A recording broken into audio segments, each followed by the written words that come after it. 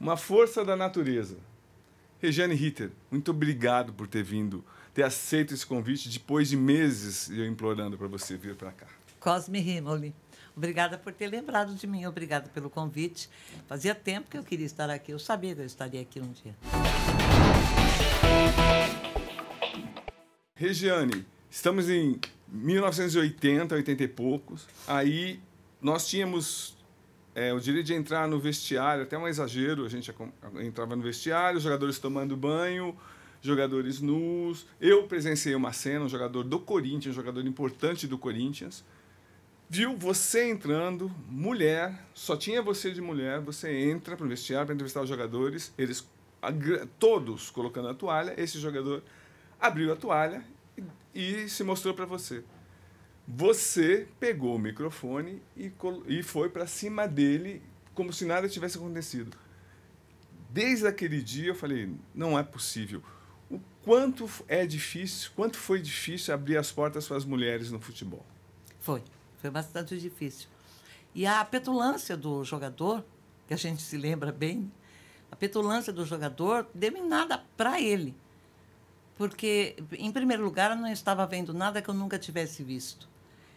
E ele não estava nu, vendo uma mulher pela primeira vez na vida dele, na carreira dele. Então, o gesto dele era absolutamente desnecessário, pobre de espírito, machista, eu diria, nem isso. À época, eu acho que ele não tinha capacidade sequer de ser machista, ele não sabia o que era ser machista. E depois acabamos, com o tempo, tendo uma relação, não de amizade, mas uma relação amistosa. Depois nunca mais cruzamos nossos caminhos, ele deixou de ser jogador. E não me fez falta um pingo não vê-lo mais, não tê-lo presente na minha vida. Então, mas, Regiane, eu quero deixar claro assim, que hoje a gente fica chocado quando a Abel Ferreira dá uma resposta dura para uma repórter. O que você viveu não dá nem para comparar com uma resposta pesada numa coletiva. Como é que você resolveu ser jornalista esportivo? Por quê? Depois vamos falar da sua carreira como atriz, mas como? Na verdade, eu não resolvi. Eu não resolvi ser repórter esportiva. Eu tinha um programa de variedades na Rádio Gazeta e o diretor de esportes, o Pedro Luiz, eu gastava uns 5 minutos do programa para falar de futebol do dia anterior, sem entrar em detalhes, sem me aprofundar no esporte. E ele, acho que entendeu ser mais econômico convidar alguém da emissora, que já estivesse contratada, vinculada à emissora, para cobrir o afastamento de um repórter que ia ficar um bom tempo afastado cobrindo a seleção brasileira, na Toca da Raposa, em Minas. E me convidou. À época, era uma coisa assim, totalmente fora dos meus parâmetros, não estava nos meus planos. E, cá entre nós, eu não entendia nada de futebol. Não entendia mesmo. Mas eu achei divertido, eu achei que seria divertido. Não foi, mas eu achei que seria divertido. Falei, eu vou brincar de repórter esportiva, mas levando muito a sério pela responsabilidade profissional. Como é que o pessoal te recebeu na época? Aí são outros 500, né? Aí é outra história. Os colegas, eu classifiquei em 3 categorias. Eu coloquei em 3 categorias. Os que me receberam muitíssimo bem, sem festas, sem grandes festas, sem grandes antagonismos também. Olá, seja bem-vinda. Fica aí, se precisar da gente, é só... Era, digamos, da categoria de Cosme Rimoli, que nós vínhamos... Prósperi, impressionante. E que tais? Todos do mesmo nível. Os que me receberam bem. Sim. Havia uma segunda categoria que me recebeu desconfiada. Estendi a mão. Será que eu devo? Eram os medianos. A primeira categoria era dos repórteres bem-sucedidos. Eu não tenho medo de nada e de ninguém, consequentemente. Então, não havia por que ter antagonismo. A segunda categoria eram os que ainda estavam tentando descobrir se tinham talento para ficar. O pior era a terceira categoria, o terceiro grupo. eram os mal-sucedidos. Eram os repórteres fracos, tinham algum problema de caráter, de comportamento, e aí demonstravam abertamente. Chegavam a troçar, às vezes. Levavam algumas coisas para casa que não precisava ter levado, mas não aprenderam tão cedo. Não aprenderam tão cedo porque, ao longo dos tempos, depois de reconhecida a minha capacidade, e eu acabei ficando, fui para ficar 40, 50 dias, acabei ficando 50 anos lá na fundação. Então, não aprenderam nunca aquele terceiro grupo. E eu passei, então, a tratá-los como eles me tratavam, numa boa. E eu não esperava nada deles. O que eu recebi de bom foi gratíssimo, foi uma surpresa maravilhosa, mas foi difícil. Então, mas vamos colocar alguns casos para as pessoas terem ideia do que você superou. Quais os casos mais difíceis que você lembra na época, por ser mulher? As barreiras. Aqui eu vou contar uma história que eu nunca contei para ninguém. Opa. E me permito não citar nomes. Eu era setorista do Palmeiras e eu dei o furo Palmeiras-Parmalat. Palmeiras estaria fazendo uma cogestão com uma empresa europeia, muito provavelmente a italiana Parmalat, e deve acontecer isso, e os itens do contrato. Eu fui esboçando os itens do contrato. E é verdade, o furo é seu. Aí, eu passei 3 dias dando a notícia, todos os dias repetindo a notícia. Os colegas me procuravam e diziam, quem é a sua fonte? Eu digo, se eu disser a minha fonte, eu paro hoje de trabalhar. Então, você sabe que eu não vou dizer a minha fonte, mas é fidedigna? É mais do que fidedigna, porque eu estava jogando a minha carreira fora. Eu estava jogando minha chance fora. Se aquilo fosse mentira, se não se transformasse em realidade. E aí eu fiquei muito triste, porque eu estava no ar, no Palmeiras, o meu operador, o Bizunga, montou equipamento, testou e foi tomar um lanche. E eu fiquei sozinha, porque o treino tinha sido cancelado, fiquei sozinha, eu e Deus, naquele saguão vazio e escuro. E começou disparada no esporte, e o comandante do esporte estava no estúdio com o Brunoro, que eu tinha convidado e que eu tinha levado para o programa, e estava com um narrador e estava com o Mauro Betting. E disse, bem, agora vamos chamar diretamente do Palmeiras a repórter Regiane Ritter. Bom dia, Regiane. Nada. Meu som não chegava lá. Não chegava. Não. Pifou, não tinha. Ele me chamou mais uma vez ou duas, desistiu e disse ao Mauro Betting, está aqui, o autor do grande furo Palmeiras-Parmalat, da cogestão Palmeiras-Parmalat. Nossa. Mauro Betting, que deu o furo, que deu em todos os detalhes o contrato, etc. e tal, e eu ouvindo. Eu não tinha som, mas eu tinha áudio de volta, tinha retorno. E o Mauro, eu me lembro bem que ficou meio sem jeito, falou, na verdade, meu e da Regiane Ritter, né, etc. e tal. Esse foi o episódio mais difícil que eu enfrentei.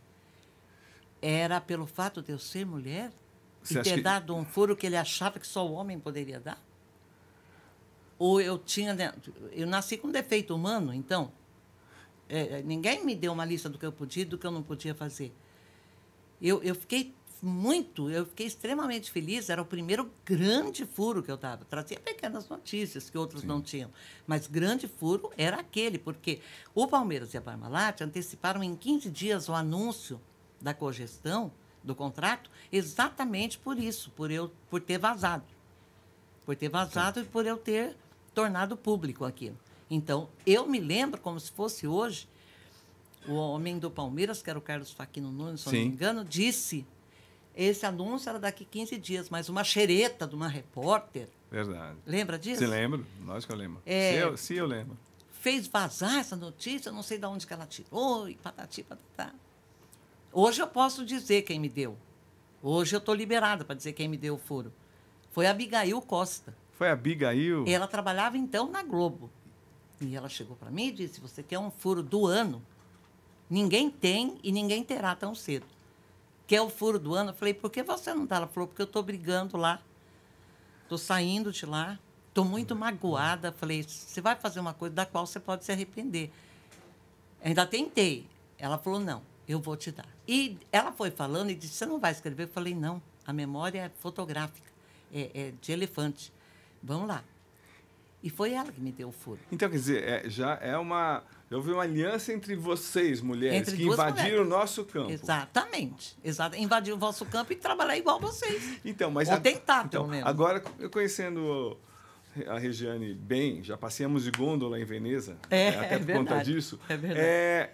E não éramos namorados. Não éramos, infelizmente. Mas aí, você super calma, super justa, que você deve ter tido uma reação com esse chefe que passou o furo, disse que o Mauro deu o furo. Como é que foi? Você voltando para a redação. Quantas mesas você quebrou? Nenhuma. O que você fez? Eu olhei para ele com olhos mortais, aqueles que matam sem dar um tiro. E ele, olá, Regianinha, tudo bem? Foi saindo, escorregou. Não acabou aí. Não acabou? Não acabou aí. Caí a Parmalat e o Palmeiras passaram um convite para as redações, produções, jornais, rádio e TV, que enviassem os seus setoristas ou alguém da preferência da chefia para uma viagem à Itália, quando o Palmeiras seria apresentado e faria um jogo com o Parma. E a mesma pessoa que disse que o furo não era meu, era do Mauro. Casualmente nos encontramos na porta da redação e ele disse, eu estou pensando em mandar o Odinei Edson, o que você acha? Irmão do Osmar Santos. Isso. Falei, por que você está perguntando o que eu acho? Você é o chefe, você decide quem vai, com licença. Virei as costas, peguei minha bolsa, peguei meu carro e fui embora para casa. Fiquei 3 dias sem trabalhar. Não, eu ia largar. Eu ia largar a profissão. Você ia largar a profissão? Eu ia largar a profissão. Eu ia voltar para o estúdio, fazer meu programa de variedades. Eu ia para a TV, Gazeta, eu ia para qualquer coisa, mas eu ia largar. Eu ia largar. É muito difícil ser mulher, o preço é muito alto, Cosme. Calma aí, ninguém me falou que eu tinha que pagar. Porque você era setorista do Palmeiras, você que deveria ir. Eu era setorista, e interessante que a gente nem cumpria o rodízio de 6 meses, mudando de clube. Estava 1 ano já no Palmeiras, como fiquei 1 ano no Corinthians, como fiquei 1 ano e meio no São Paulo. Comecei no São Paulo, aliás. E aí eu fui para casa. Eu não voltei mais para a rádio. Eu fiquei 3 dias sem trabalhar. E no 3º dia eu resolvi atender o telefone que tocava 40 vezes por dia. E eu atendia, era o meu chefe, e disse, oi, tudo bem, tudo bem. O que você quer? Como é que está seu passaporte? Falei, por que você quer saber disso? É uma coisa pessoal, é documento. É meu, exclusivo. Por que você quer saber? Estou pensando em te mandar para a Itália. Falei, ué, tu ia mandar o Odinei? Talvez a gente consiga uma linha lá, instale uma linha, ele narre o jogo. Eu não vou poder narrar, eu não sei narrar. Não, gostaria muito que você fosse. Está em dia seu passaporte? Falei, tá. Era só isso? Era. Tá, então um abraço, desligamos. E eu lembrei, sabia. Meu passaporte, eu tinha perdido meu passaporte. Aí eu peguei o carro, fui para o Badeco, na Polícia Federal. Badeco, preciso de um passaporte hoje. Aí ele era o superintendente, né? Sim, o ex-volante da Portuguesa. Isso, doutor Badeco. E aí ele mandou fazer meu passaporte em 2h30. Eu estava dentro da Rádio Gazeta com o passaporte nas mãos.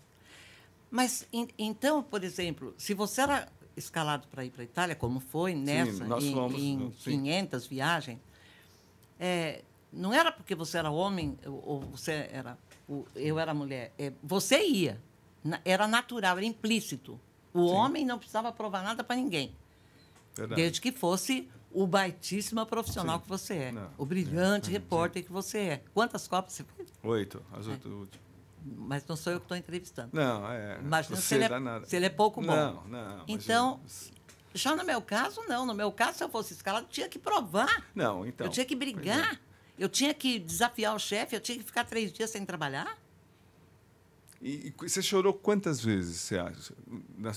Por conta de ser mulher? Quantas vezes você sentiu o gosto da injustiça? Publicamente, uma só. Quando foi? Foi no vestiário do São Paulo. O que aconteceu? Agora, escondido muitas vezes. Então, Eu estava cobrindo o vestiário já fazia uns 6 meses, 8 meses. Normal, no São Paulo. Cilinho que me levou para o vestiário. Teu amigo Cilinho. meu amigo Sininho, porque estavam jogando coisa nele que São Paulo perdeu. Isso. Ai, sabe tudo. E eu estava no vestiário e apareceu um senhor, 1,90 m de altura, 80 de ombro, num terno elegantíssimo, um sapato de cromo alemão, camisa de seda italiana, no vestiário do São Paulo. Domingo à tarde. Ele podia estar de bermuda, né? Se eu gostaria de te informar que não pode entrar mulher aqui. Mas ele tentou até não ser grosseiro, mas foi. E qual a sensação? O que você sentiu? Porque acho que é um sentimento que ficou presente até hoje. Né? Desmoronou. Desmoronou. Tudo que eu tinha construído, degrau por degrau, passo a passo, sabe? Provando que eu era repórter, provando que eu era profissional, que eu não estava ali para ver jogador pelado, que eu só estava trabalhando. Aquilo tudo foi para o espaço. Aquilo caiu. Caiu, olhei para ele e falei, nunca ninguém me disse isso nesse 1 ano e pouco. Ele falou, mas eu gostaria que a senhora se retirasse, por favor, que você se retirasse, por favor, porque aqui não pode entrar mulher. Aqui é um vestiário masculino de homens nus. Falei, não diga. Muito obrigada pelo aviso. Saí. Meu câmera ficou lá dentro, meu cameraman, o Zé Bomba d'Água.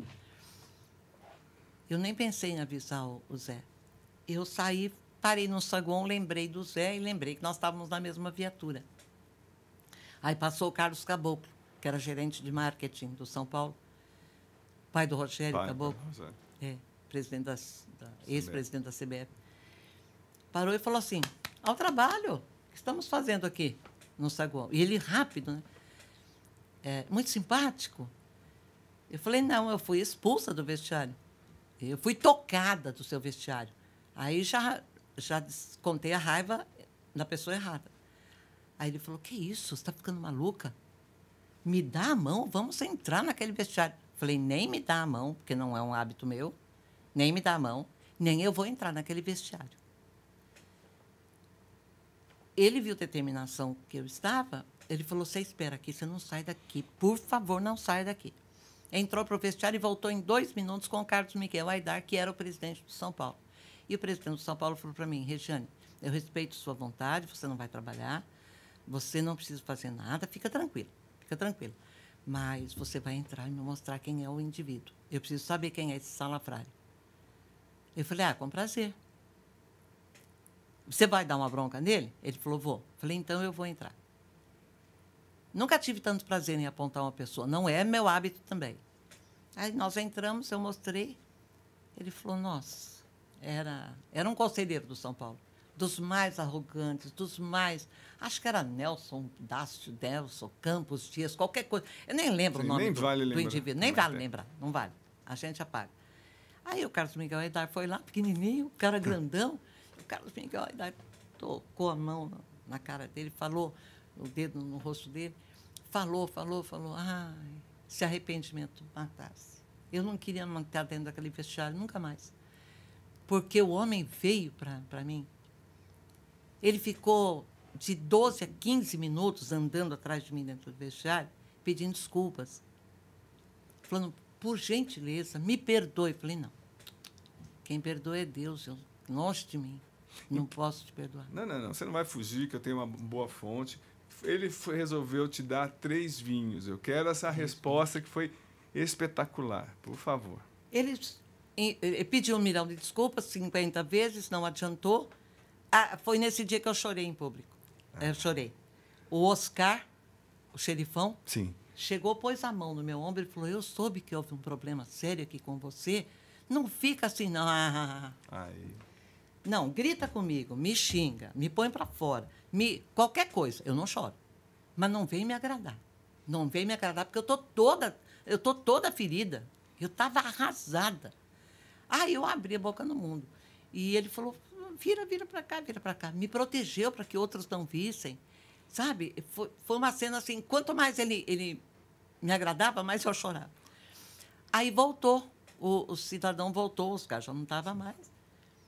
E ele trouxe uma caixinha com 3 vinhos daqui de São Roque. De São Roque. Ele falou, por gentileza, como prova do meu arrependimento, toma isso para você e me perdoa. Eu olhei para a caixinha na mão dele e falei, esse é o preço das mulheres da sua família? Nossa. As mulheres da minha família não têm preço. Elas não se vendem. Com licença. E virei as costas. Cosme, faltou muito pouco para eu fazer uma de 2 coisas. Ou dar um soco nele, que eu estava morrendo de vontade, ou falar um palavrão. Mas eu acho que deve ter doído mais do que um palavrão. Um palavrão eu ia me levar para o nível dele. Nossa, sensacional. Então, Regiane, sem você percebendo, você ia construindo um tijolinho a mais por respeito pelas mulheres. Aí você me conta, por favor, como é que foi que você estava cobrindo o Palmeiras. Teve um jogo super importante, Palmeiras e Corinthians. Aí um companheiro seu, que a gente nem vai falar, não precisa, depende de você, mas aí ele cobriu o Corinthians. O grande jogador da partida foi um atleta do Palmeiras e ele resolveu entrevistar e fazer de conta que você não existisse, até por ser mulher. Como é que foi isso? O clube, ele tem um repórter setorista. É o repórter que faz as notícias, é o repórter que entrevista, é o repórter que conta a história, que dá a escalação, que dá a arbitragem. E o outro clube tem o seu repórter setorista. Perfeito. Eu respeito o clube dele e ele respeita o meu. Se eu tiver uma notícia do clube dele, eu vou dar para ele. Antes de começar uma jornada ou antes de começar um programa. Eu vou passar para ele. Se ele tiver uma notícia do meu e tiver boa vontade, ele passa para mim. E acho que foi no Morumbi isso. Não, foi no Pacaembu. E um jogador do Palmeiras arrebentou o jogo. Ele acabou com o jogo. Ele acabou com o Corinthians, ele acabou com o jogo. E termina o jogo, o juiz apita. Naquela época, nós entrávamos todos. Os fios se cruzando, se derrubando. Era um horror. Mas nós tínhamos total liberdade. Que eu entro no gramado, eu escuto daqui. Eu escuto aqui no meu fone. Fulano, ô Enio, tô aqui com o fulano de tal. Falei, ele tá com o meu jogador? Ele pegou um jogador do Palmeiras. Ele pegou o jogador que arrebentou no jogo e foi entrevistar. Mas ele era do Corinthians. Ele era setorista do Corinthians. Eu não contei até 1. Eu abri o microfone.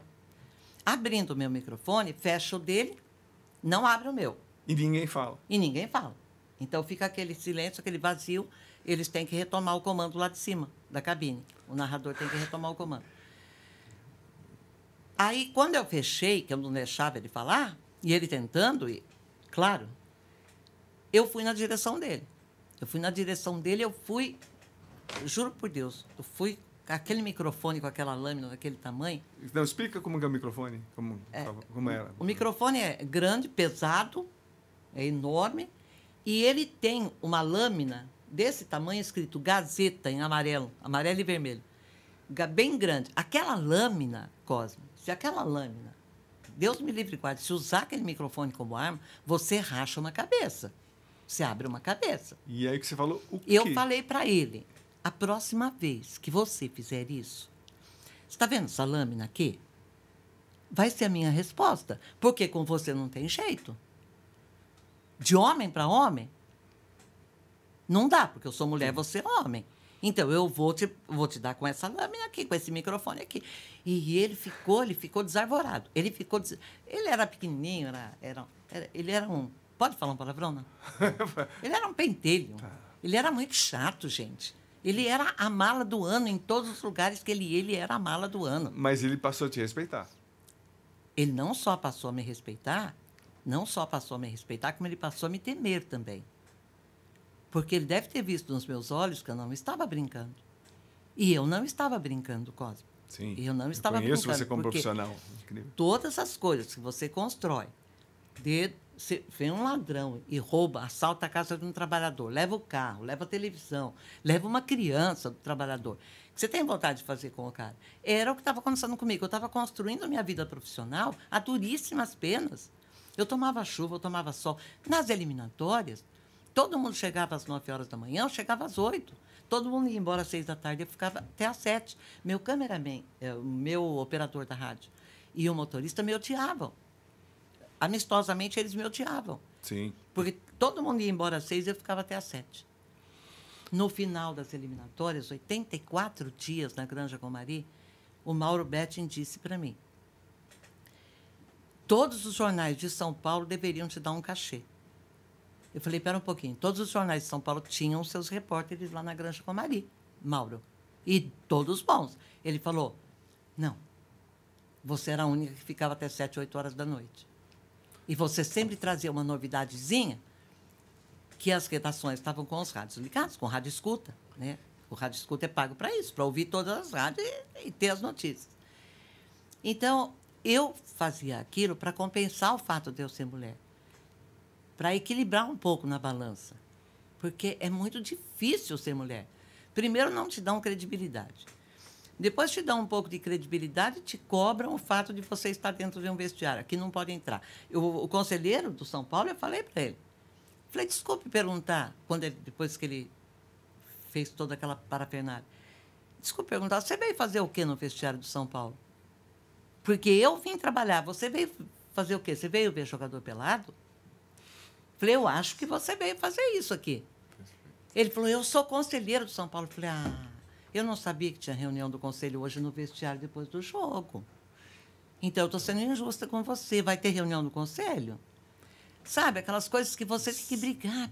Então, brigar. E assim, estudando a sua vida, vendo que também você até fazia questão de ficar acompanhando os programas até madrugada, chegar, você tinha que ter informação, sentia que como mulher você tinha que mostrar que você sabia tanto ou mais como homem, não era isso? Exato, para pesar na balança. E era um peso psicológico gigantesco. Era um peso psicológico gigantesco, tanto que esses 84 dias das eliminatórias de 93, eu não pisei na minha casa em São Paulo.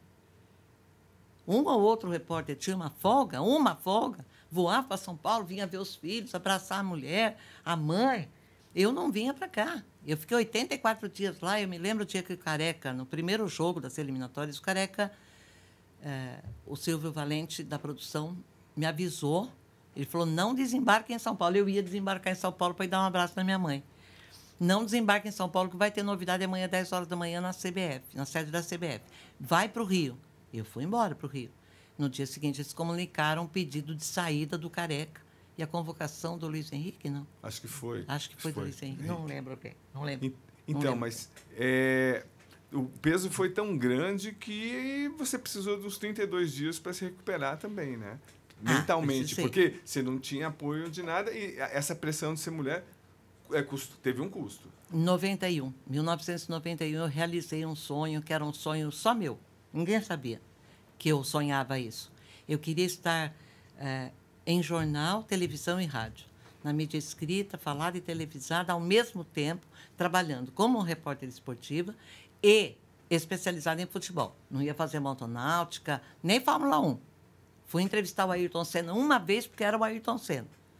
Mas, do contrário, eu não fazia. Eu queria marcar, eu queria ficar no futebol. E eu consegui isso em 91. Eu trabalhava no Diário Popular, no Caderno de Esportes, na super TV conceituado Gazeta, na época. Super conceituado. Aliás, nos 2 anos anteriores, ganhou prêmio como melhor caderno de esportes do estado de São Paulo. Eu fui para o Dipo. Aí eu trabalhava na Rádio Gazeta, fazia jogos e treinos. TV Gazeta, fazia mesa redonda. Participava do mesa... Apresentava o Jornal do Esporte com o Kleber Machado. Sim. E o Avalone era o comentarista. E trabalhava nos três órgãos de comunicação. Que desgaste louco. Louco, porque eu pulava de um galho para o outro, e eu não podia errar. Porque você era mulher. Mulher não pode errar. Não pode errar, senão só errou porque é mulher. No JT, mulher só foi cobrir futebol depois de 2000. Aí, eu comecei em 83, 84. Aí, o que aconteceu? Quando chegou no final do ano, eu trabalhava nos 3 lugares e eu estava realizada. Eu estava tão feliz, que eu falei, eu consegui o que eu queria. Podia até parar agora. Eu fui eleita pelo jornal Unidade do Sindicato dos Jornalistas a melhor repórter esportiva de 91. Competindo com os homens? 600. Competindo com 600 homens.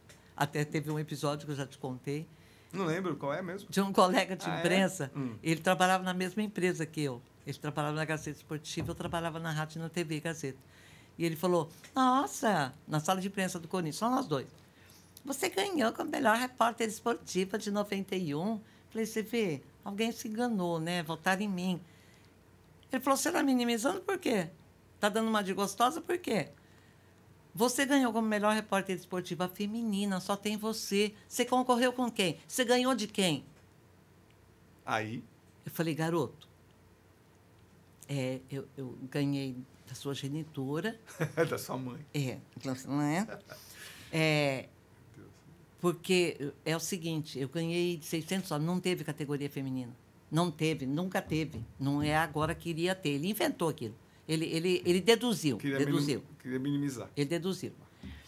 Aí eu falei, eu ganhei de 600 homens, inclusive de você. No ano que vem, você se esforça este ano, procura se informar melhor das coisas antes de falar bobagem, quem sabe você ganha. Ah, não, você não vai mais ganhar. Você já está há 20 anos na parada, você não ganhou uma vez. Nossa. Você não vai mais ganhar. Com licença, que eu vou trabalhar, que é para isso que eu sou paga. E fui para o treino do Corinthians, ele ficou lá na sala do Corinthians parado assim, parado, ai, mudei de lugar, parado, chateado, pálido. Foram barras. No final de 91... Então, ter que se provar a todo instante, veio o final de 91. Eu fui para Américo Bairral. É uma clínica psiquiátrica. Um desgaste... Eu estava pesando 15 quilos a menos. Eu tinha tremores 3 vezes por dia. Atacava os nervos 2 vezes por dia. E os médicos não descobriam o que era. E tiveram a felicidade de me mandar para uma clínica, aliás, maravilhosa, hollywoodiana. Eu adorei jogar basquete na piscina. Mas não sarei. Voltei igual. Voltei descansada, mas voltei igual. Sabe o que eu tinha? Nossa, a medicina estava muito avançada na época, não deu para descobrir. Eu tinha hipertiroidismo. Tem todos os sintomas, Cosme, ainda enfrentei essa barra. Nossa. Tem todos os sintomas que tinha naquela época a AIDS. Então, no meio esportivo, correu o Emerson Leão. O Leão era técnico da Portuguesa, e ele me disse, na frente de 3 jornalistas, lá no Canindé. Ele disse, você sabe o que está correndo a seu respeito? Antes de eu vir para a clínica. Falei, mais ou menos. Falei, só me confirma o que é. Ele falou, estão dizendo que você tem AIDS, que você está indo para o período terminal, para a fase terminal. Eu falei, que bobagem. Um dos primeiros exames que eu fiz quando eu comecei a perder peso alucinadamente foi esse. Eu falei, não tenho. Eu sinto muito causar tristeza para alguns desafetos, mas eu não tenho. Senhora. Inventaram Onde chega? colegas. Ele disse claramente, perto dos 3 colegas. Ele falou, os colegas estão dizendo que você está com AIDS e que não tem cura. Não tinha, na época não tinha. Que absurdo. Eu enfrentei isso também. Não é brincadeira você ficar 24 horas por dia trabalhando feito um louco, ganhando credibilidade, ouvindo programas, destrinchando notícias, para depois escutar os colegas dizerem que você está com a AIDS. Ou desejando que eu estivesse, né? Então, isso é só demonstração de fraqueza. Poxa, e agora, aquela coisa que não dá para fugir. Você sempre foi uma mulher muito vistosa, sim, sempre foi. Como é que foi? Você teve um convite de um jogador. Como é que foi? Como é que você encarou essa história de assédio sexual na sua vida? Como era difícil? Como que foi para você? Eu não tive assim casos glamourosos, porque eu adotei um tipo. Você botava uma barreira. Eu precisava adotar um tipo. Eu já não era mocinha. Nunca fui uma linda mulher. Não, isso é ponto pacífico. Não, você que está falando. Nunca fui uma linda mulher. Mas... E também nunca me fez falta. Nunca me fez falta. Não. Mas... Não, só um pouquinho, por favor. Procurem as fotos dela com o cabelo cacheado. Ela, o Murelão, sim. Pode falar. Pode você seguir. é meu amigo. Não, pode seguir. 50% de desconto da nossa amizade. Falávamos... Falava sobre assédio. Assédio. Teve um jogador de um time de fora do estado, do Rio Grande do Sul, que teve um jogo no Morumbi, eu era repórter do São Paulo, e tinha um repórter escalado para fazer esse time sulista. Mas ele não se sentiu bem, ele precisou ir embora, ele passou mal, ele precisou ir embora. E eu, no finzinho, tinha aquela história de terceiro tempo, e tinha prorrogação na Gazeta era prorrogação, o que a gente tentou fazer um terceiro tempo ali, né, no prorrogação. Eu falei, tempo a gente tem de sobra, então eu vou fazer o vestiário do adversário. E fui, terminei o vestiário do São Paulo, fui para o vestiário do time de Porto Alegre. Aí cheguei lá e o segurança deu uma olhadinha para mim e falei, mostrei a credencial e entrei. Botei a mão na porta e entrei. Quando eu botei a mão na porta e empurrei, um jogador, acho que era o capitão deles. Mas que clube que era, pelo menos? O clube. Era o Internacional. Era o Internacional. Aí, ele virou para trás, olhou, ele estava de short, ele olhou esquisito, assim, sabe? Tipo, me mediu de cima e embaixo. Não tem coisa pior do que alguém olhar para você e fazer isso. Né? Te avaliando o seu... Pedaço de carne. Aí eu fui até ele. Eu tirei o microfone e fiz o mesmo que o outro fez quando se exibiu. Fui até ele e falei, esse resultado, esse jogo, conta esse jogo para nós. Cada um tem uma versão, eu acabo de vir do vestiário de São Paulo, conta esse jogo para nós. Aí ele falou, muita má vontade, ele falou um pouquinho do jogo, e eu emendei a segunda pergunta baseada na primeira resposta dele. E ele viu que eu não estava ali por acaso. Aí ele falou com um pouco mais de respeito. Aí ele falou com um pouco mais de vontade. Eu fiz a terceira pergunta e encerrei. Era o Ricardo Wagner, o comandante do prorrogação. Tá, Ricardo, valeu. Só um registro aqui do Internacional, um abraço. E fui me dirigindo à porta, né, o operador junto comigo, e o jogador fez, ei! Eu olhei e falei, é comigo? Ele falou, Você indicaria um bom restaurante para jantar aqui em São Paulo? Eu falei, sua delegação deve ter jantar marcado para vocês. Ele falou, não, estou falando de nós. Eu falei, nós quem? Ele falou, só eu e você. Não. Falei, sinto muito, esse só eu e você, o meu marido se antecipou. Ele chegou primeiro, ele chegou antes. Mas vai jantar com seus companheiros de jogo, de futebol, de time? Quem sabe você encontrar alguém tão simpático quanto eu? E vira só sair dando risada, mas sair dando risada, troçando mesmo, tirando, sabe? Então, eu não tive muito esse tipo de coisa, porque eu fazia o tipo bravo. Então, conta como é que você é uma atriz de mão cheia, que a gente vai chegar nesse ponto. Como é que você montou esse escudo? Que personagem era esse que não deixava Homem Nenhum chegar? Sabe o que acontece? O fato de eu ter feito teatro antes, de eu ter feito cinema, pouco cinema, mas ter feito muita televisão, teleteatro, eu sou do tempo que a televisão era branca e preta e não existia videotape. Então, eu sou do tempo dos bons atores, né? E isso me ajudou muito. Porque me ajudava a disfarçar meus verdadeiros sentimentos. Por exemplo, Por exemplo, eu estava no Palmeiras, eu estava cobrindo o Palmeiras, e eu tinha um programa chamado A Parada do Craque. Eram 45 minutos de entrevista, divididos em 3 blocos de 15 minutos, e uma música que ele escolhia que significava alguma coisa, algum momento da vida dele. E a gente falava de tudo menos de futebol. Falava de drogas no futebol, de homossexualismo, de literatura, cinema, que filme. Interessante. E à frente do seu tempo, né? Com certeza. Aí eu tinha insistido com o Mário Sérgio. Mário Sérgio era meio turrão, você conheceu, você sabe como ele era. E ele era meio turrão. E eu, Mário, eu não aguento mais me cobrarem lá na rádio, porque eles querem um programa com você. Ele falou, vamos marcar, Regiane, vamos marcar. Parou, falou, vamos marcar, então semana que vem, quer ver o dia que tem só um treino de manhã, não tem à tarde, aí eu posso atrasar, eu posso não sei o quê. Mas, na verdade, o Mário, ele passava muito das folgas dele no Turf, né? No Jockey Club. Então, não tinha tempo para... Com ele e Coimbra. Com ele e Coimbra. Saudade dos dois. Saudade. Não começa. Vamos lá. Não, não. Aí, Aí, chegou no dia marcado, o meu operador já foi preparado. Terminado o treino, nós fizemos para o Disparado no Esporte algumas coisas, para a programação da rádio algumas coisas, e eu fui, o Mário passou por mim e falei, ele falou, vamos? Eu falei, vamos. E começamos a sair do Parque Antártica, era Parque Antártica ainda, do Parque Antártica para o vestiário, do gramado para o vestiário. Atrás de nós vinha um repórter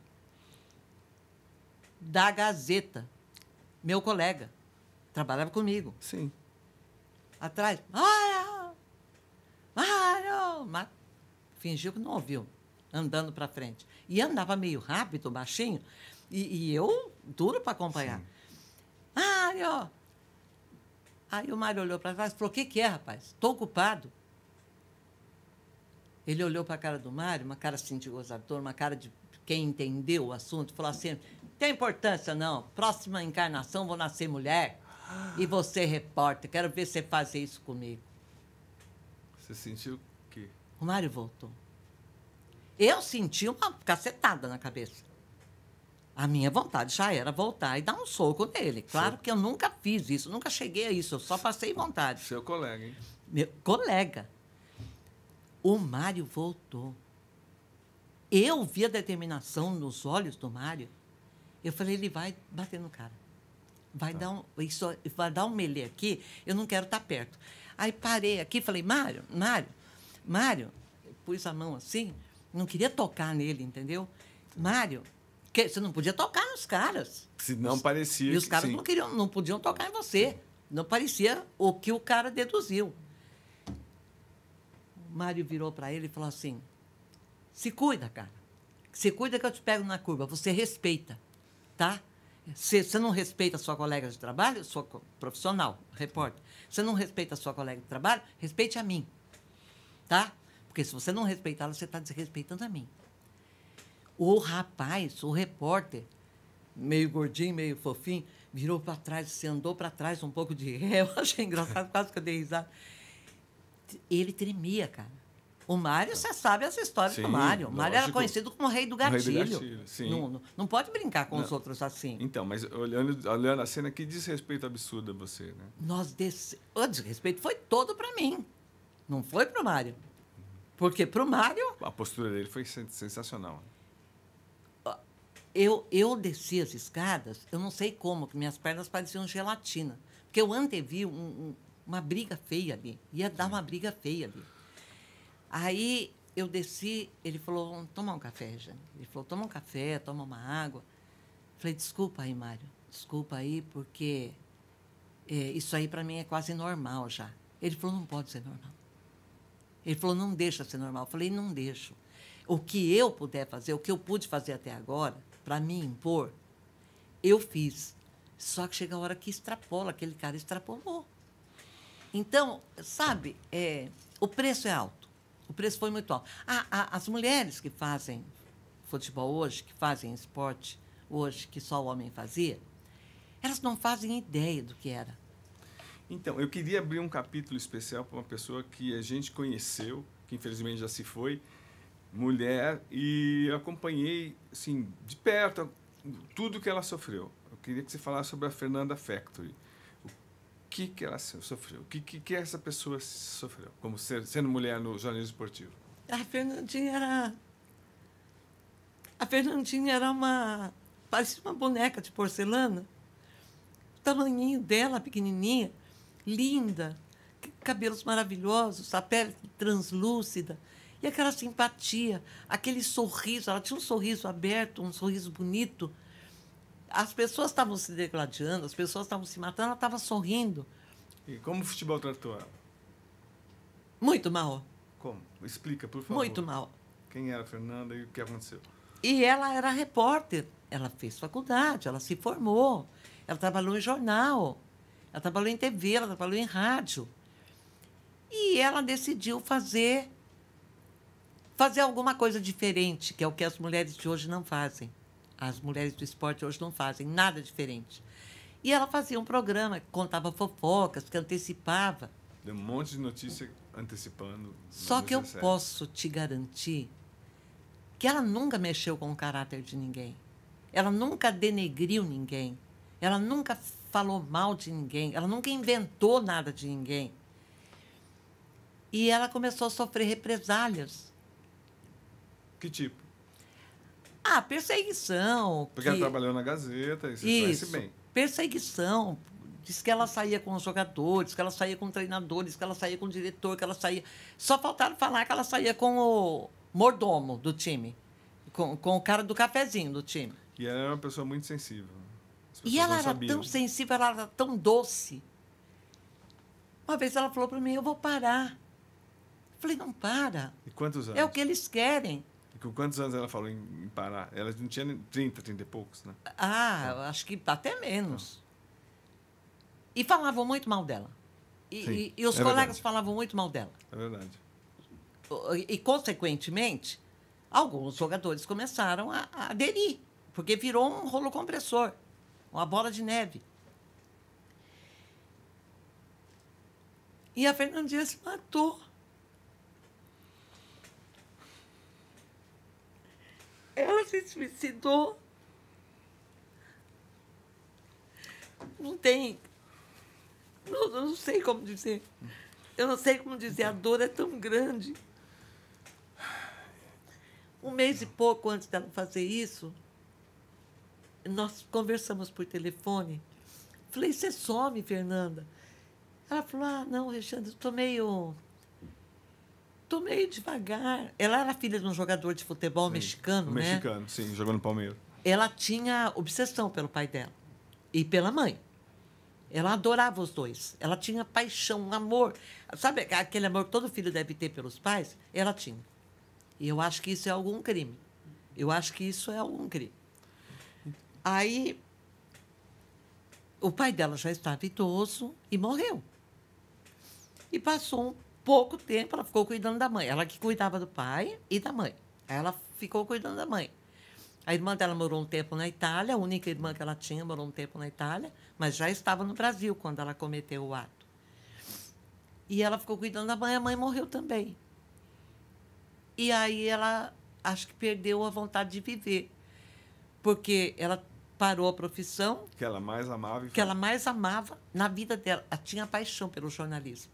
Ela tinha paixão pelo esporte, porque o pai dela foi jogador de futebol, e ela amava futebol.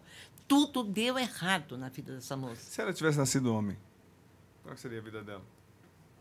Se ela tivesse nascido homem com a mesma personalidade, eu acho que ela teria sido muito feliz e exitosa. Então. Sabe? Eu acho que tudo daria certo na vida dela. Então, é isso para mostrar como as coisas eram difíceis, as pessoas não têm ideia. Então, por isso como você leva uma pessoa daquela idade, daquele vigor, daquela beleza interior, exterior, você leva uma pessoa ao suicídio.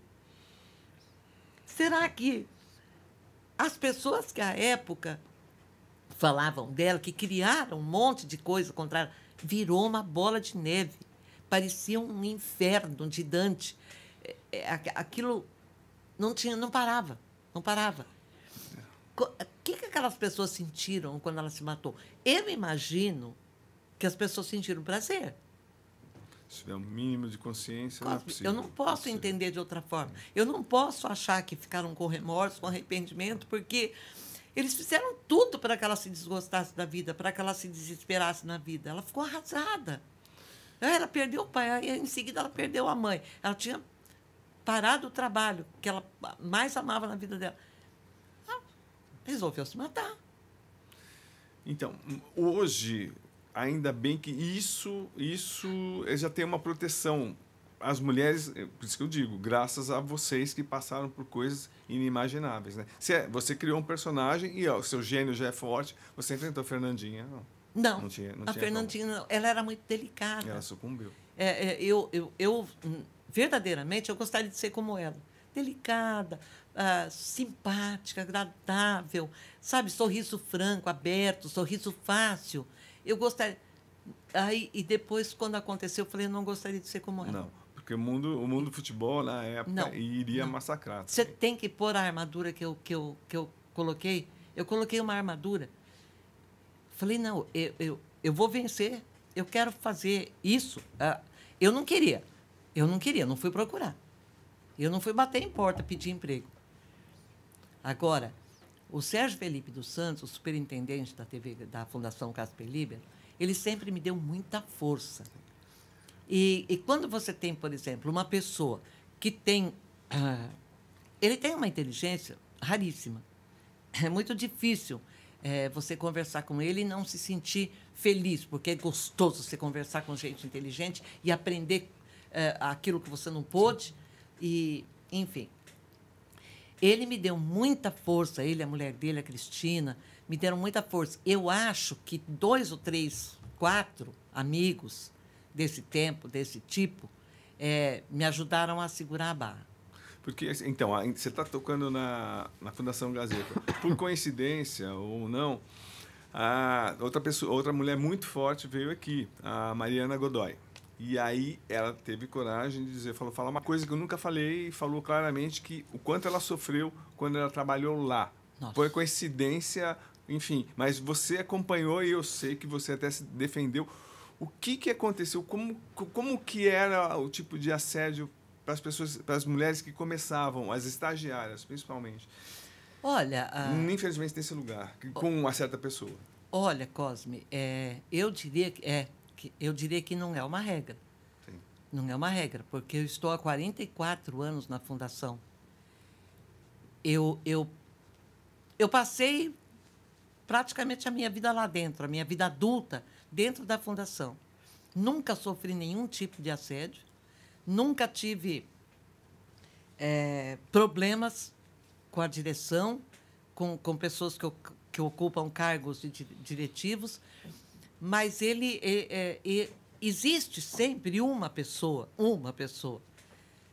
que faz algumas coisas Como erradas. Como é que foi esse período do terror? Foi difícil. Você acompanhou a Mariana, o que se ajudou a Mariana no que... E foi o que ela disse, teve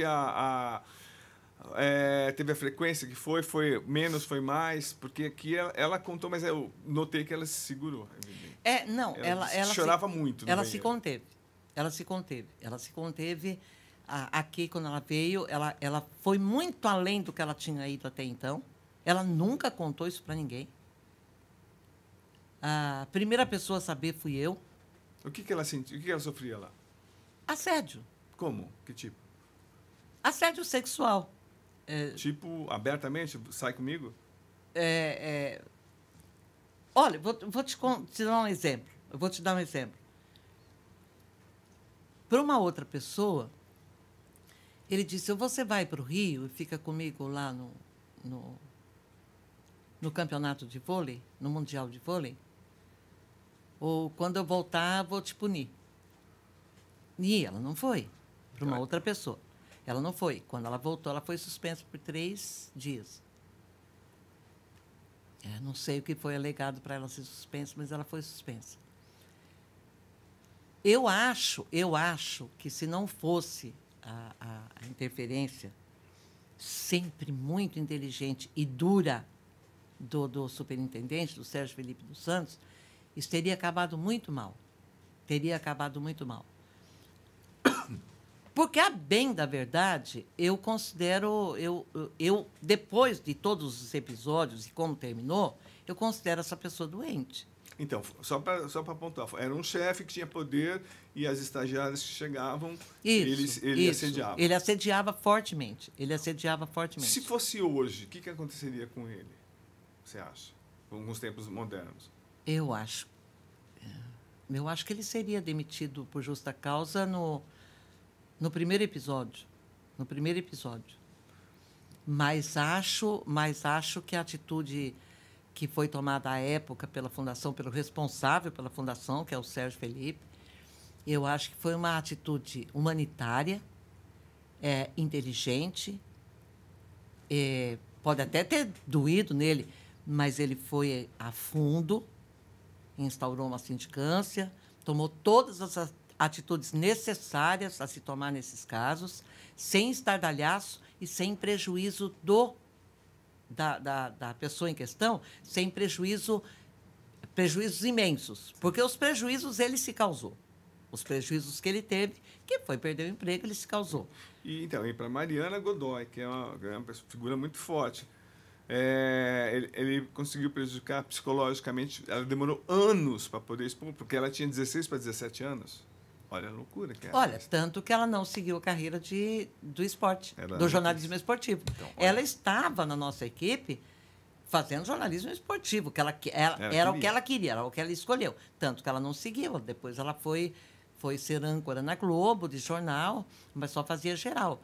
Como até hoje. Até hoje ela não faz esporte. Então, e mostrando como foi difícil. Agora, como é que você vê as novas... as narradoras, as repórteres, as comentaristas. Você se sente um pouco madrinha delas? Olha, Cosme, eu não sentia, a princípio eu não sentia, até que eu ouvi de uma delas, numa entrega de prêmio, eu ouvi de uma delas, nós estamos aqui graças a você. Antes disso, outras pessoas já tinham dito lá, na premiação da CESP, da Ford CESP, já tinham dito que quem abriu as portas para as mulheres no jornalismo esportivo fui eu. Na verdade, Cosme, eu não fui a primeira. Me confundem muito com pioneira, com a primeira, porque elas começavam e paravam. Tipo, a Rádio Mulher veio primeiro. Antes de mim, teve essa equipe na Rádio Mulher, que a Claudete Troiano era narradora, a Jurema Iara era comentarista, me parece. Sim. A repórter era... Eu não lembro, os nomes eu não lembro. Teve uma equipe completa só de mulheres. Completa, mas vamos falar baixinho. Baixinho não, vamos falar bem alto. Qualidade você tinha 10 vezes, 100 vezes mais. É que os tempos mudaram. Quando elas fizeram, foi uma coisa assim... projetada muito às pressas e jogaram aos leões. Não, e foi até pior, porque eu lembro muito bem das narrações. Bola cruzada na área, subiu o Pescuma. Nossa, ele tem 1,83 m, como ele é bonito. Cara, isso era pior para as mulheres. Sem chance. E isso atrasou o início das mulheres no jornalismo esportivo. Eu me lembro de uma narração, uma vez que o Leão estava em campo, ela disse, nossa, esse de longe é o jogador de pernas mais bonitas do futebol brasileiro. Não tem nada a ver.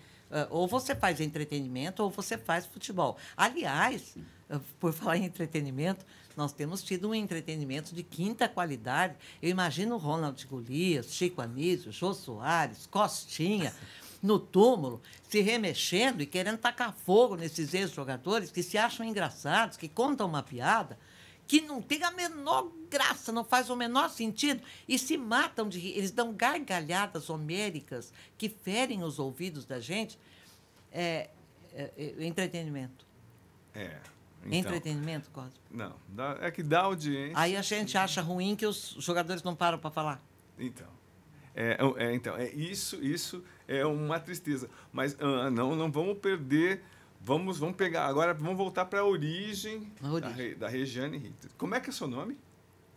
Niobe. Como? Eu vou soletrar. Você entendeu por que eu mudei de nome? Sim, entendi. Entendeu? Não, eu estou perguntando... Eu sei, mas eu quero que você diga. Então... Niobe. Então, aí você já... Aí daí meia hora você pergunta, como é mesmo? Então, descendente grego... Aí não é comercial. Agora você me diz, com 11 anos você resolve... Olha, você já nasceu com essa... Por isso que eu falei que você é uma força da natureza. Você resolveu cantar. Vou cantar e vou cantar para político. Conta, por favor. Ai, que horror. Por favor. Antes de fazer qualquer aparição em público, antes de fazer teleteatro, antes de fazer qualquer coisa na vida, eu resolvi ser cantora. Porque é o seguinte, Cosme, nós viemos do interior, sem dinheiro no bolso, sem amigos importantes, eu e o Belchior. Você, Belchior. Eu e o Belchior. Então, eu disse o seguinte, eu não vou passar em branco nessa vida. Eu não vou ser jogadora de futebol, não vou ser polícia e não vou ser prostituta. Eu vou ser alguém nesta vida, porque em branco eu não vou passar. Eu tinha outros ideais também. Eu eu ia para casas, orfanatos, creches, ia como voluntária. Sim, quando estava desempregada, ficava um tempo, tinha um tempinho, eu corria para fazer... Eu tinha outros planos, eu tinha outros sonhos. Eu queria ser advogada, depois, quando esses sonhos foram para o espaço, Eu queria ser advogada para defender os injustamente acusados, ou então promotora, advogada de acusação, para punir os verdadeiros culpados. Era meio uma Dom Quixote, uma Dom Quixote. Era, sei lá, um Robin Hood de saias. E aí eu resolvi ser alguém conhecido. Eu quero ser famosa. Tá. Eu quero ser famosa e quero ganhar melhor do que ganha balconista. Eu não vou ser balconista, eu não sei vender. Eu não sei vender. Aí eu resolvi cantar. E cantava bem. Hã? Você cantava bem. Para 11 anos ser contratada. Não, eu não cantava bem. Foi horrível. Acontece que o Araripe Barbosa era um empresário musical do mundo da música e era uma gente finíssima, um homem negro, de uma alma linda, todo carinhoso, todo afetuoso com as pessoas em si, com a minha mãe, com qualquer pessoa. E ele falou, teu sonho é cantar? Eu vou te contratar para fazer 40 shows políticos. Nossa. Eu falei, é onde rola o dinheiro, né? Sim. É onde está o dinheiro? Ele falou, bom, eles pagam muito bem. Eu falei, como que eles não trabalham? Porque fazem tudo menos trabalhar. Não sei, eu te chamo. Aí eu fui cantar. Eram 40 shows, nós fomos no juizado de menores, conseguimos autorização. Minha mãe foi assinar a autorização, meu pai não podia saber, porque meu pai odiava rádio, televisão, teatro, música. Ele achava que ninguém prestava. E aí eu fui e fiz o primeiro show. Mas eu fiquei uns 15 dias ensaiando, treinando, decorando as letras e tentando aprender a melodia. Eu não sabia nada de cantar. Tentando aprender a melodia. E eu fiz um repertório de 7 a 8 músicas, porque nenhum cantor desses shows cantava mais que 3 músicas. Era eu, Solon Salles, era uma delícia. Eu fiz o primeiro show, não gostei. Eu falei, é melhor eu dançar bastante no palco, mas eu vestia bonitinho, roupa inteira, não tinha essas coisas. Na época, a Gretchen não existia. Depois eu adoraria ser a Gretchen, mas porque a Gretchen é uma artista, né? Para todos os efeitos, ela é uma grande artista. Sim, é verdade. Então, eu falei, é bom eu dançar, que distrai o público, né? E cantar só sucessos fáceis, que eles cantam junto e não fica, ninguém percebe que eu não canto bem. Eu fiz o primeiro show, não gostei. Eu fiz o segundo, gostei mais ou menos. E no terceiro, eu passei muita raiva, muito medo, que o barquinho que levou a gente de Santos para Guarujá ameaçou virar por excesso de lotação. Eu lembro que o Solon Salles equilibrava de um lado, falava, você fica desse lado, fica desse. E eu cheguei lá no show, cheguei assim, né? Falei, nossa, eu vou morrer afogada, não sei nadar, vou morrer afogada. Aí cheguei lá, resolvi cantar uma música. Falei, eu fico só tudo fazendo um quadradinho. Todo dia a mesma coisa. Eu vou cantar um sucesso espetacular da Elza Soares. Falei para o regional, improvisa aí, chefe. O sanfoneiro, né? Se acaso você chegasse... Não, então tá, 10 segundos, como que era? Se acaso você chegasse no meu chateau... Nossa, aí, ó, muito bom, e aí? Então. Aí eu resolvi cantar essa música, Sim. porque ela estava em muito sucesso, eu achava espetacular. A música é espetacular, e Sim. Aí ele começou... Ele olhou para mim e falou, que é? Falei, se acaso você chegasse... Eu queria que ele começasse a tocar. E ele queria que eu começasse a cantar. Igual aquele jogo de empurra, eu comecei a cantar. Se acaso você chegasse no meu chateau e encontrasse aquela mulher que você... Aí subia, aí descia, que você... Será que tinha coragem? Puta, nossa! Que vergonha! Que vergonha! Eu fui até a metade da música. Eu virei para o regional, para o conjunto, eles estavam correndo atrás de mim, eles não estavam me acompanhando. Estavam correndo atrás de mim, tentando correr atrás de mim. Na metade da música, eu falei, obrigada, obrigada, obrigada. E desci do palco e fui chorar lá atrás, lá embaixo, na praia. Eu choro na praia. Tinha umas 2, 3 mil pessoas. Você imagina o que eu fiz. Olha a dimensão do estrago que eu fiz. Aí... eu fui chorar lá embaixo, chorar. Aí veio o seu Araripe Barbosa, o empresário. Ele falou, filha, não fica assim. Falei, pelo amor de Deus, não me chama de filha. Não me chama de filha. O que eu fiz não tem perdão. O que eu fiz... Ele falou, não, calma, é cedo. Você está exigindo demais de você mesmo. Você vai ser um grande sucesso. Falei, nunca mais eu vou cantar na minha vida. Nunca mais eu vou cantar na minha vida. Cosme. E nunca mais? Eu fui cantar. Eu fui cantar no programa do Antônio Aguilar, na Rádio Nacional, Rádio Globo. Sim. Rádio Nacional. Programa do Antônio Aguilar, Ritmos para a Juventude. Eu fiquei a semana inteirinha ensaiando. Perguntei a brisa errante. Era Hannah Wayne, o original, né? E fiquei a semana inteirinha ensaiando. Falei, eu vou cantar, eu vou cantar, eu vou cantar. Eu cheguei no programa do Aguilar, só tinha fera. Tinha Jorge Friedman, Rony Cordi. Falei, o que eu estou fazendo? Jet Blacks, que era o conjunto. O que eu estou fazendo aqui? Aí a produção veio e falou para mim, olha aqui, você não pode cantar essa música, porque o conjunto vai encerrar... E era um conjunto jovem. E vai encerrar com essa música, você não pode cantar lá no programa. Depois eles vão encerrar com essa instrumental. Não pode, você não pode. Escolhe outra se você quiser cantar no Aguilar, senão você não canta mais. Eu escolhi outra que eu não tinha ensaiado. Aí acabou a carreira. Mas aí, então... Outro vexame. Não, mas aí, com 14 anos, você resolveu, vou virar atriz. Aí, vou virar atriz. Agora eu quero ser atriz. Eu fui na TV Globo, não era TV Paulista, perdão. Não era TV Globo. Quem que escolheu Regiane Ritter, o nome? Foi um jornalista do Diário. Ele era apaixonado por mim. Ele era gay. Mas ele era tão maravilhoso, ele era tão doce, ele era tão... Sabe? E ele me adotou. Ele me adotou.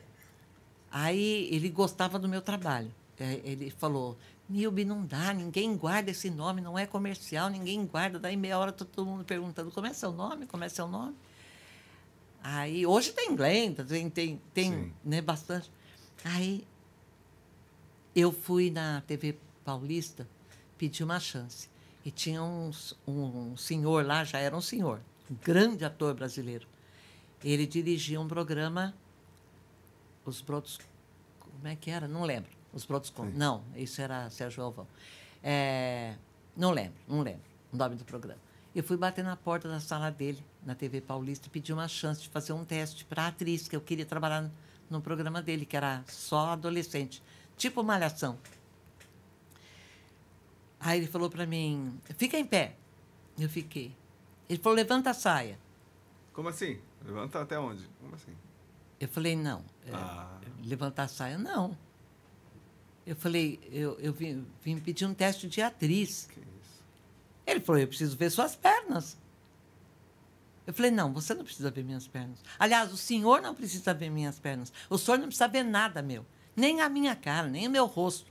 O senhor dá licença que eu estou indo embora, porque o senhor está indo para o lado errado. Eu era do interior, mas não era retardada. Eu sabia o que ele queria. Aí saí batendo a porta, saí chorando de lá. Fui embora para casa. Falei, o que eu vou fazer da minha vida? Eu não posso. Será que meu pai tem razão? Aí, passou o tempo, eu superei o trauma, fui na Record. Vim na Record. Olha o mundo, como é. Eram outros tempos. Aliás, eu trabalhei na Record. Sim, como quando eu saí da Gazeta, eu vim para a Record. E eu vim na Record, vim conversar com o diretor artístico. Me falaram para eu procurar um diretor artístico. E a Record tinha espetáculos maravilhosos, tinha Roquete Pinto, tinha, nossa, troféu Viola, não sei do quê. Era a coisa mais linda do mundo. Aí me levaram na sala desse diretor artístico e eu entrei, sentei, falei, eu queria pedir uma oportunidade, fazer um teste, gostaria de ser atriz, ou bailarina, ou cantora. Eu já queria ser qualquer coisa. Queria evitar, eu não queria parar de falar para ele não falar, o que eu temia que ele fosse falar. Mas ele falou. Ele falou, levanta a saia. Falei, o senhor também? Que é isso? Eu falei, mas o senhor também? Eu falei, não estou entendendo. Ele falou, qual é o problema? Se eu precisar de você de shortinho, eu quero saber se eu posso pôr você de shortinho numa programação. Eu falei, tá bom. senhor vai pôr outras pessoas da programação, porque eu não vou ser artista. Jamais vou ser artista. Tipo, a esse preço, Sim, não, né? Deus. E levantei e fui embora chorando. Esse senhor, acho que uns 25 anos depois, 20 anos depois, me contratou para a equipe de esportes da TV Record. Olha que... Mas nunca lembrou de mim, claro. Eu era uma turista, né, passageira. E ele me contratou para... Como um mundo, né? Mas e como é que foi esse período como atriz? Aí, como é que você deu certo? E como Não, é que foi? aí eu fui para Tupi. Nessa odisseia minha, né? Essa caminhada, eu fui para Tupi bater nas portas. Cheguei, fiz amizade com o chefe dos figurantes. Ele falou, você não quer ser figurante? Eu falei, de jeito nenhum. Quem topa entrar mudo e sair calado nunca terá uma fala num espetáculo de teatro, de cinema, de televisão. Não vai ter. Não vai ter. Não quero ser figurante, quero ser artista. Artista. Tem que falar, tem que estar meu nome aqui. Aí... eu fui bater na sala de um diretor chamado Geraldo Vietri. Que pessoa maravilhosa. Que espetáculo. Um estúpido. Eu bati na porta dele no quarto andar, ele não abriu. E eu escutava o tec-tec da máquina de escrever. Eu bati na porta. E o tec-tec. E eu bati de novo. Ele falou, caramba! Quem é? O que é que você quer? Aí eu tentei, a porta estava aberta. Estava aberta. Eu empurrei e falei, eu queria falar com o senhor, porque me falaram que o senhor dirige a TV de comédia aos domingos, aqui na TV Tupi, que no outro domingo tem TV de vanguarda do Benjamin Gatan, na segunda-feira tem Wanda Cosmo, Grande Teatro Tupi, e eu quero me candidatar. Ele falou, candidatar o quê? A vereadora? Falei, não, eu quero me candidatar a um papel, a um personagem. Eu quero ser atriz. Ele olhou para a minha cara e falou, você é insistente, teimosa, você é chata. Você é chata. Mas você sabe que até que eu acho que você leva jeito para a coisa? Você tem um sotaque meio caipira, né? Eu falei, eu sou caipira, eu sou lá do interior. Sou de Bitinga. Ele falou, em Bitinga, não conheço. Mas o que tem em Bitinga? Tem mais como você lá? Manda tudo para cá. Começou.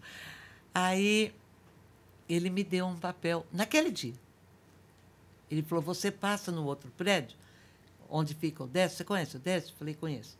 Então, você passa no outro prédio, ele te leva onde pega o script. Você vai ensaiar a semana inteira para fazer no domingo ao vivo. Não tinha videotape. E o nome do seu personagem, não lembro. Era uma peça chamada Nascida Ontem, com a Rita Cleosa, era a protagonista. Aí, meu primeiro papel. Eu peguei o script 2 dias depois, tinha 16 falas. 16 falas. Falei, nossa, eu vou ficar um tempão no ar, né? Eu sou artista. Sim. Foi ali que eu comecei. Olha, que loucura. Ali, ele se apaixonou pelo meu trabalho. Ele falou, você é completamente crua. Você é verde demais. Ele falou, mas você tem um potencial incrível. Você levanta a sobrancelha, você faz narina de choro. Falei, como é narina de choro? Ele falou, nada, deixa. Depois, com o tempo, você descobre. Com o tempo, você descobre. E ali eu comecei com o Geraldo Vietri. Quantos anos? Então, o diretor está gritando aqui, já falando que estamos faltando 10 minutos. Vamos aproveitar esses 10 minutos. Então, eu quero saber quanto tempo você ficou como atriz e... Fiquei 4 anos dessa primeira fase. Sim. E o Cassiano Gabos Mendes era o diretor artístico. E eu fiquei 4 anos trabalhando a cachê. Olha, porque para assinar contrato tinha que passar por alguns departamentos que eu pretendia não passar tão cedo. Teste de sofá? É isso? Sofá ou da garçonniera ou do Guarujá. Escancarado assim? Era escancarado. Que era loucura. Escancarado. Então, o secretário dele, o Roberval, as atrizes, então... me dizia, você continua? Eu digo, eu continuo. Você quer continuar? Quero. Então não entra. Então não fala. Aí eu trabalhava cachê. E eu fiquei com raiva. Comecei a chorar. Ele falou assim, o Roberval, faz a conta, moça. Você não sabe fazer conta? A cachê você ganha mais do que a atriz contratada. Porque eu fazia Alô Doçura com a Eva Vilma John Herbert, eu fazia Drogadinho com o Gastão René, eu fazia Benjamin Gatan, TV de vanguarda, eu fazia TV de comédia, fiz 1 ou 2 só. A Wanda Cosmo não ia com a minha cara. Grande Teatro Tupi às segundas-feiras.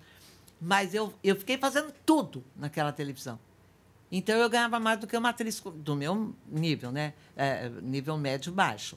Eu ganhava mais do que uma atriz contratada. Então, mas e olha só, você fez várias novelas importantes. Depois até, na segunda volta. Na segunda, então. E aí o filme que eu achei que todo mundo, né, todo mundo fala, nossa, a Regiane fez o filme. E esse filme está taxado na censura como porno chanchada. Era porno chanchada, não era porno chanchada. O filme que você fez, Olha, eram 4 episódios, você fez o Furo. O Furo não era porno chanchada. O Furo não era porno chanchada. Era Nádia Lippe, Jesse Valadão e eu. Acho que só tinha nós 3. Como era uma trilogia, acho que eram 3 episódios. 4 episódios. Era uma produção do Silvio Santos. Sim. Era uma produção do Silvio Santos. Faliu. Aí eu fazia a Guilhermina, que era uma vendedora de casa em casa. Ninguém segura essas mulheres. Ninguém segura essas mulheres. O nome do filme. Ninguém segura essas mulheres. Gente, o que houve com As Mulheres Amam por Conveniência? Era do Mauro. Esse que era porno chanchado, eu não fiz. Tá. Não, perdão. Eu fiz a secretária. Tem uma cena linda. Tava bonita naquele filme. Coisas da maquiagem. Não, Alex, é isso aí.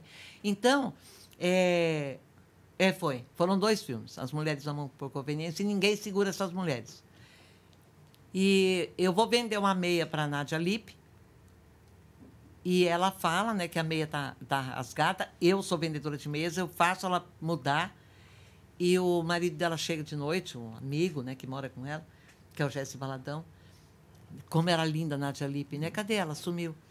E ele chega à noite, antes de ir trabalhar, ele vê a meia dela rasgada, assim, desfiada, que a gente chama. Meia de nylon desfiada. E ele vai triste trabalhar, porque ele ganha pouco, né? E de noite ele chega do serviço, ela está com uma meia sem desfiada. Ele mata ela, né? Ele mata ela. Acha que foi traído. Ele mata ela. E ele olha para aquilo e tem certeza que ela traiu ele. Porque de manhã ela estava com a meia desfiada. Ela não saiu para fazer compras. E está com a meia sem desfiado. Sim. Ele pega, mata ela. O fim do filme é esse. Ela pergunta para ele por quê. Né? Sim. É porque a Guilhermina veio cá. Olha aí, sim. Então, a censura da época também já errou também, que não era nem porno chanchada. Não era porno chanchada, não. Então, agora, vou caminhar para as... Era um dramalhão. Então, para as últimas perguntas aqui, que já estão me apertando aqui, feio. Regiane, como é que você vê o passar dos anos? Porque você continua com esse pique, com essa força, com esse carisma de adolescente. Como é que você se vê? Como é que essa coisa de... Sim, de etarismo, de trabalho, porque você podia estar trabalhando, com certeza, essa energia. Como é que você vê chegar à velhice? Como é que vai você? Olha, no meu caso, é verdadeiramente chegar à velhice. No caso de profissionais da minha área, com metade da minha idade já considerados velhos. Sim. Eu acho de uma covardia e de uma falta de caráter muito grande. No meu caso, não. No meu caso, quem parou fui eu. E faz tempo que eu parei, faz muito tempo que eu parei, porque eu vou te explicar.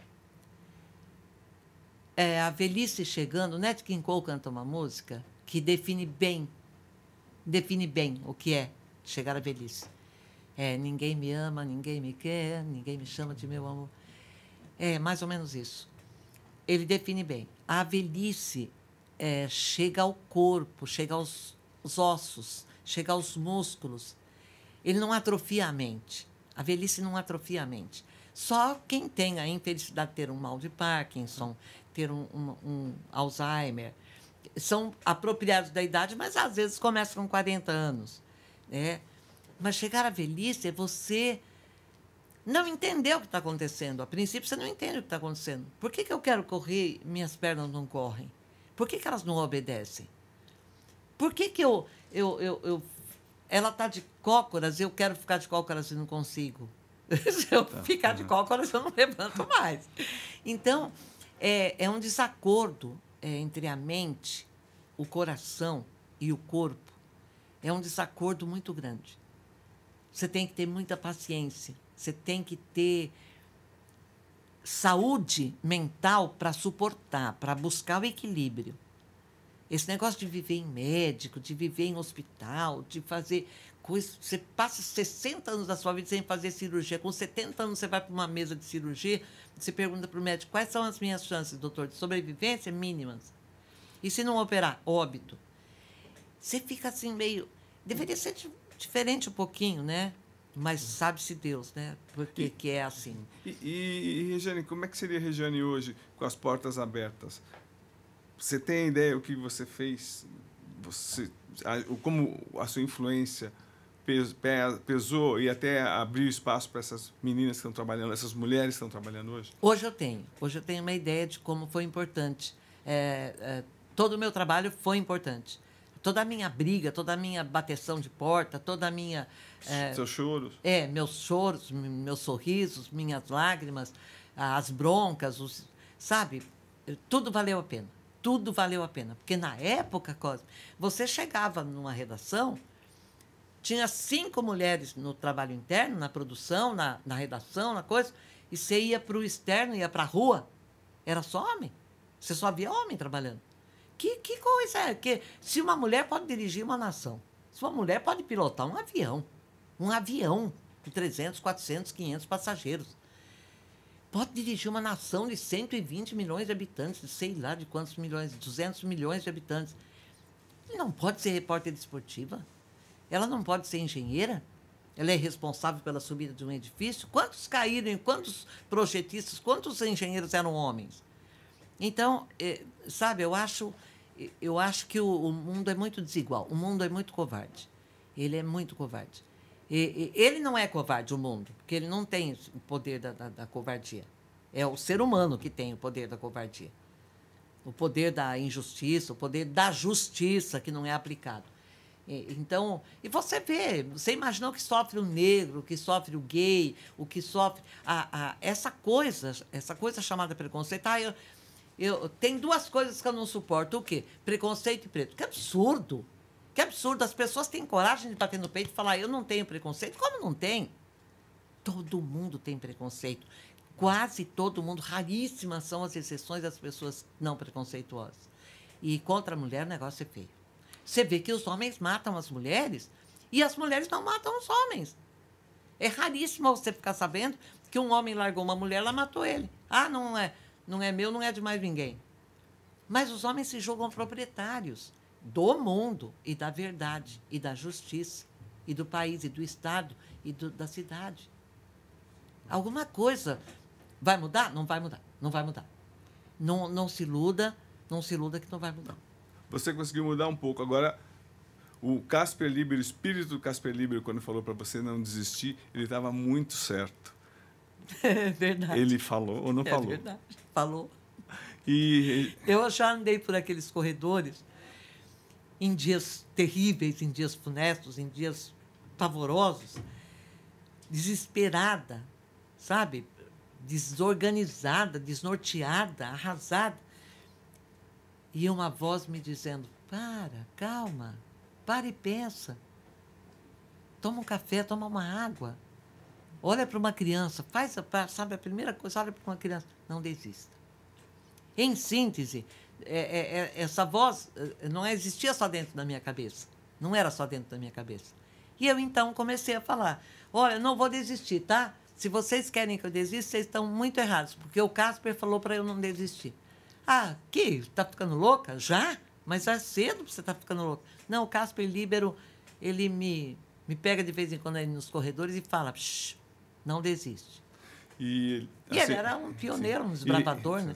E, Regiane, me dá essa mão aí, eu só posso te agradecer por não ter desistido e por ser a pessoa que você é.